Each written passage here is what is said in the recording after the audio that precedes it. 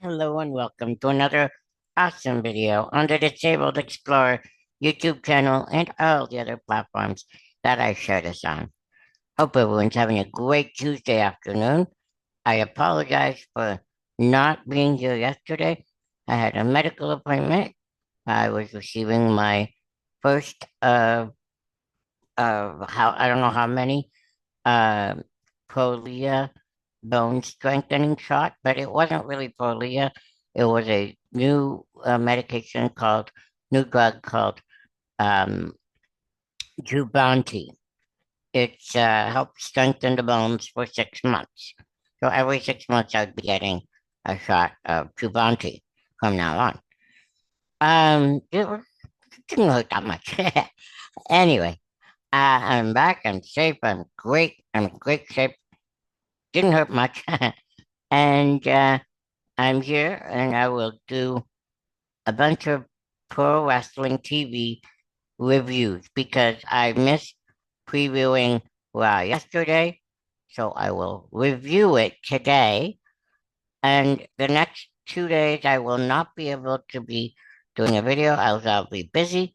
But on Friday, I will be here at my desk and I'll review SmackDown because SmackDown will be uh, I don't know if they'll do a early SmackDown because of them being in Australia for Crown Jewel, but um, I will preview SmackDown from Perth, Australia, if there's any information to preview. But they will be there. Actually, they probably are. Some of them are already there to prepare for Crown Jewel and Friday Night SmackDown prior to that. Friday Night SmackDown will be at the regular time, apparently, at 8 p.m. Eastern, 7 Central on the USA Network and Netflix. But Crown Jewel will be with the pre show on Saturday morning at 5 a.m. Eastern pre show, with the pre show at 5 a.m. and the actual show being at 8 a.m. Eastern on Netflix and the ESPN app. Uh, I don't know any other time zones. I apologize. If you are interested in that, check WWE social media or anywhere on Google. So, with that said, I will preview TNA Impact from the 2nd of October, last Thursday, Friday Night SmackDown from Friday, and last night's Monday Night Raw from Dallas, Texas. Hope you guys like this. If you do, help me bring it up to 524. If you could, that would be great. Here we go with TNA Impact preview, pre-taped from September the 5th, 2025, but airing October the 2nd, 2025. TNA's recent taping at the Edmonton Expo Centre on September 27th delivered, 27th, not the 5th, 27th, delivered a night of high-octane action and jaw-dropping developments, setting the stage perfectly for Bound for Glory in a couple days on Sunday. The energy was electric during a whirlwind six-person tag team match. A King's Speech segment with Frankie Kazarian kicked off the chaos, leading to him teaming up with TNA world champion Trick Williams and Kalani Jordan against Matt Hardy, uh, Leon Slater, and Indy Hartwell. The action was intense, especially after Trick Williams, who had warned Mike Santana against interference got tangled up in a ringside melee after Kazarian was shown was shoved into him. Leon Slater ultimately pinned Kazarian to secure the victory for his team. In other notable bouts, Nick Nemeth notched a decisive win against a local hometown competitor. The Angel Warriors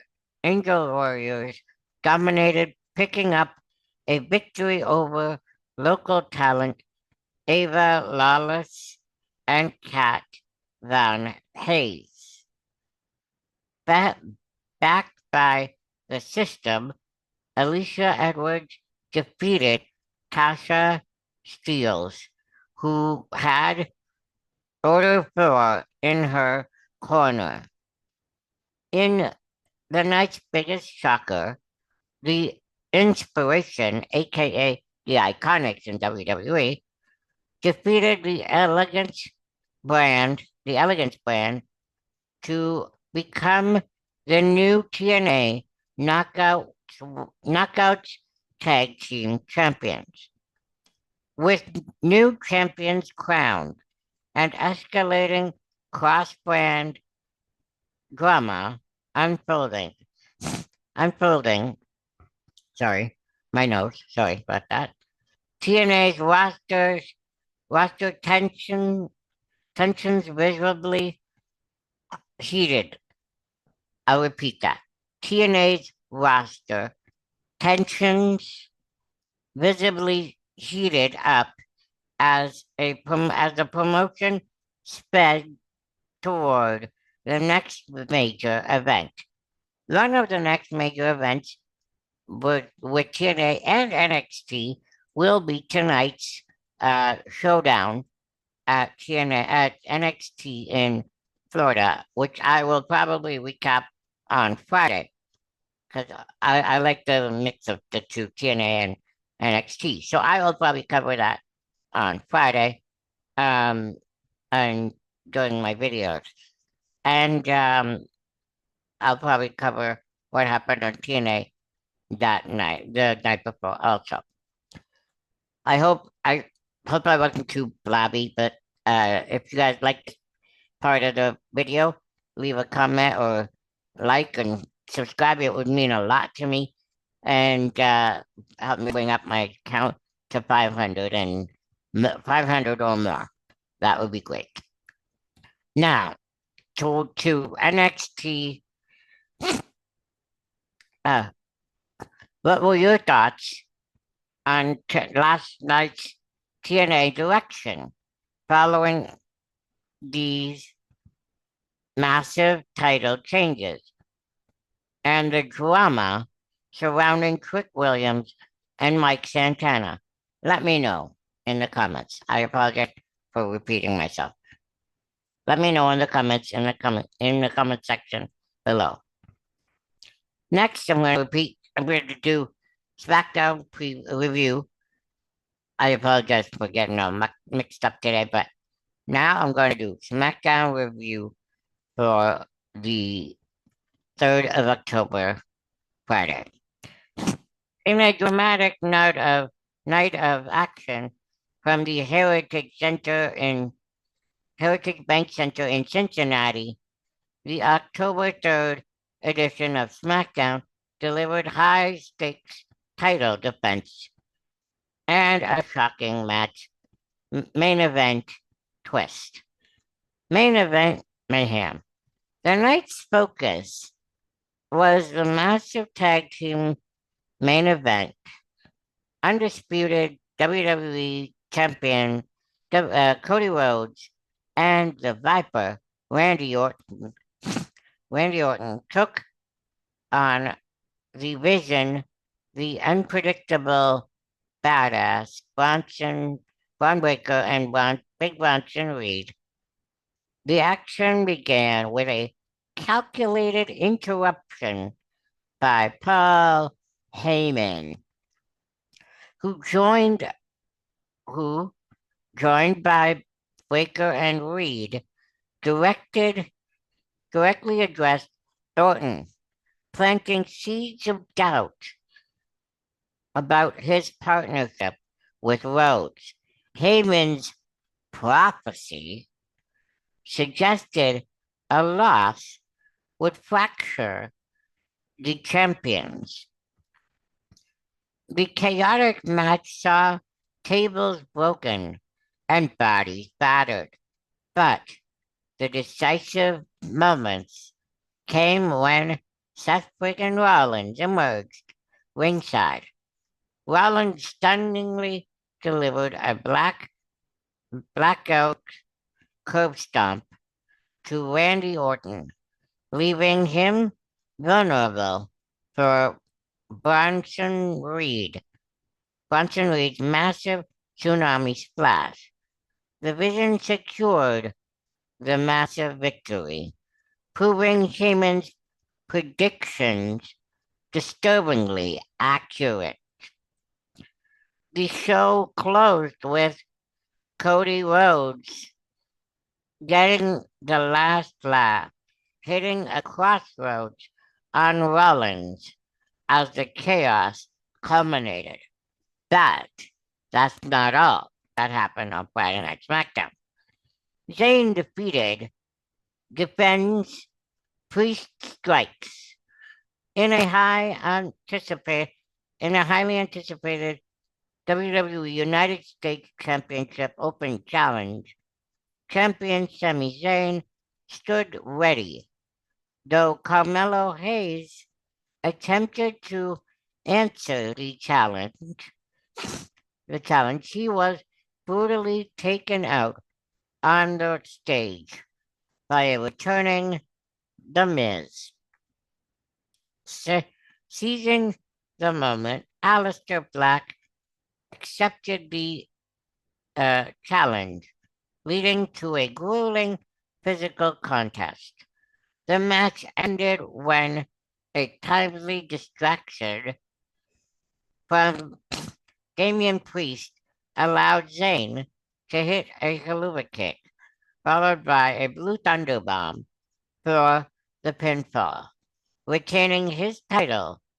Immediately afterwards, Priest laid out Black with a razor's edge to a table, then later challenged him to a last man standing match for next week's show, sorry. New teams and titles signings. Zarya and Solaruka scored a significant victory, defeating Chelsea Green and Alba Fire after Ruka hit the Soul Snatcher. Javon Evans and Ray Phoenix overcame Legado del Fantasmas, Los Garza, Angel, and Berto in a thrilling, high-flying tag team match.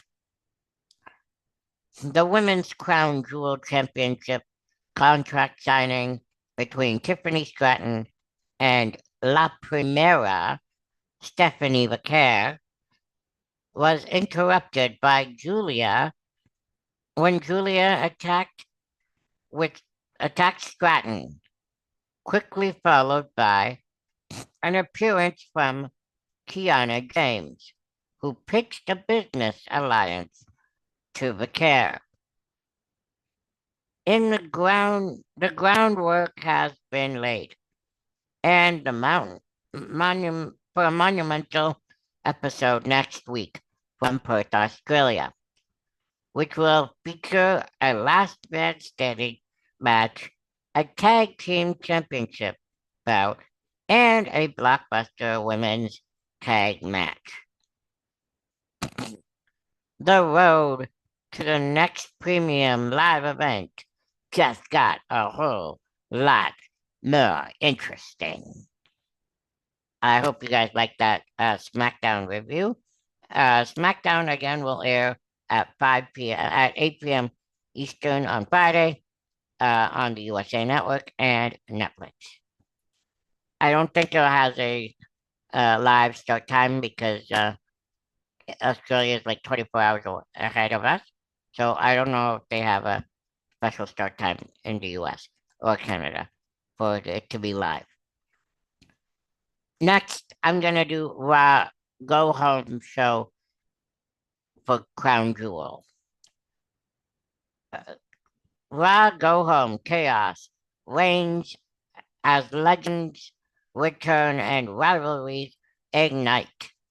The American Airlines Center in Dallas, Texas hosted a chaotic night of action for the WWE Crown Jewel Go Home show on October 6th last night, featuring two massive returns and an heading into intense drama heading into the premium live event. I apologize for mixing that up a few seconds ago. The tribal chief returns to chaos.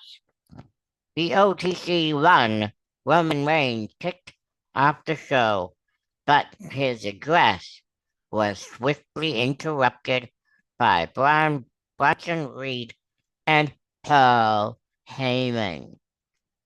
Following a heated exchange where Reigns' family legacy was called into question, Reigns challenged Reed to a fight right then and there. Heyman wisely pulled Reed aside, but not before announcing the match for Crown Jewel. Roman Reigns versus Bronson Reed in a Australian street fight. Reigns landed two Superman punches on Reed before security intervened, ending the tense confrontation. So it will be Roman Reigns versus Big Bronson Reed in an Australian street fight match on Crown Jewel, Perth, Australia. CM Punk explosive return. The best in the world. CM Punk made his highly anticipated return to Raw. Immediately being interrupted by L.A. Knight, who challenged Punk's championship pedigree, calling him a trash champion. The verbal battle escalated when Jey Uso entered, staking his claim for the world title rematch, which led to Jimmy joining the fray. The segment dissolved into a brawl, setting the stage for the night's main event, a blockbuster tag team match. In the main event, LA Knight, and CM Punk defeated the Usos in a fast-paced contentious bout, sorry. Knight ultimately scored the win, but the focus remained squarely on the escalating tension between all four men, as Knight and Punk shared a charged stare down to close the show. But that wasn't all. Before that, the women's division drama and upsets. Maxine Dupree secured a shocking victory over WWE's Women's Intercontinental Champion Becky Lynch. Becky Lynch via countout. Lynch's growing frustration led her to assault Dupree ringside, which inadvertently cost her the match. The Kabuki Warriors continued to fracture as Io Sky battled Kairi Sane. Kairi Sane defeated Io Sky with a strategic assist from Asuka, who helped Sane with an elevated uh, pin. Post-match, Asuka and Sane cemented their new alliance by brutalizing Io Sky. In singles action, the WWE's Roxanne Perez, the WWE Judgment Day's Roxanne Perez defeated Lyra Valkyria following an interference from Raquel Rodriguez. Six-man tag and future challenges. AJ Styles, Dragon Lee, and Penta picked up a win in an exciting six-man tag team match against the Judgment Day's WWE Tag Team Champion JD McDonough and Finn Balor, and Dirty Dominic Mysterio. Styles pinned McDonough after a Styles clash, but the victory was marred by the appearance of a screaming Rusev, who scared off Mysterio.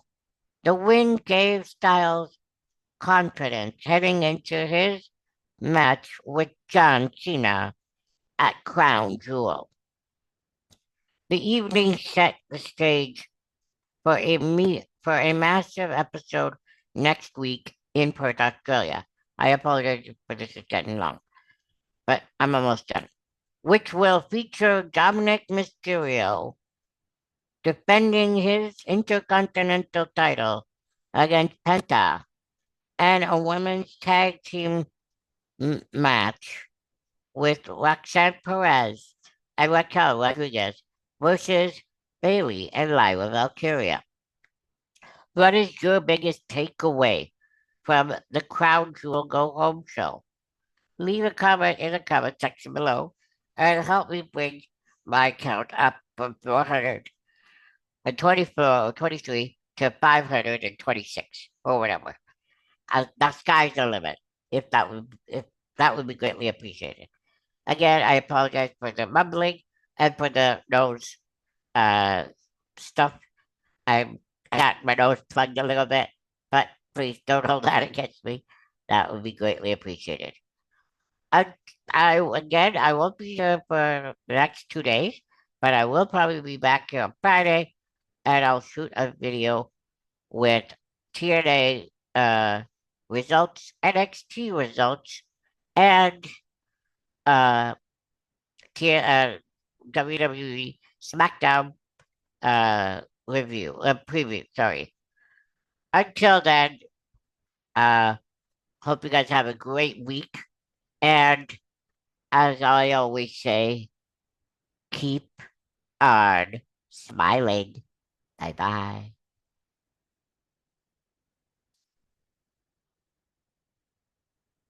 Bye.